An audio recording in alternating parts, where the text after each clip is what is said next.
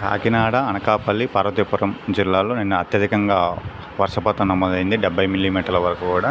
అలాగే ఈరోజు వర్షాలు కూడా అక్కడక్కడ ఉండే అవకాశాలు ఉన్నాయి. ముందుగా వర్షపాతం నమోదు చేసినట్లయితే కాకినాడ 76, అనకాపల్లి, పార్వతీపురం, మన్యం జిల్లా కానీ 76, 70, 67 మిల్లీమీటర్లు, ఈస్ట్ గోదావరి 51 మిల్లీమీటర్లు, కోనసీమ 45, విశాఖ 37, విజయనగరం 37, పల్నాడు 26, ఎన్టీఆర్ జిల్లాలో 23 మిల్లీమీటర్లు, ఏలూరు 21, తిరుపతి 10 మిల్లీమీటర్ల వరకు కూడా మనకు వర్షపాతం ఈరోజు ఉదయం 7 గంటల సమయానికి నమోదవడం జరిగింది.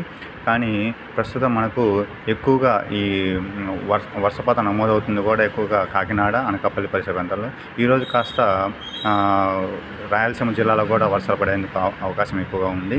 అలాగే తెలంగాణలో కూడా వర్షాలు అనేవి పడటం, అక్కడక్కడ ఉరుములు మెరుపులతో కొన్ని వర్షాలు పడటం, నిజామాబాద్, నిర్మల్ కానీ, అలాగే భద్రాద్రి కొత్తగూడెం కానీ పరిసర ప్రాంతాలు నిన్న పడటం జరిగింది. ఈరోజు కూడా అలానే వర్షాలు ఉండే అవకాశం అయితే ఉంది. ఈరోజు హైదరాబాద్ పరిసర ప్రాంతాల్లో కూడా వర్షాలు కొనసాగే అవకాశం, మనకి ఈ వాతావరణం 18 వరకు కూడా కొనసాగే అవకాశం ఉంది. కాస్త 16వ తారీఖు మాత్రం ఎక్కువగా వర్షాలు పడే అవకాశం ఉంది.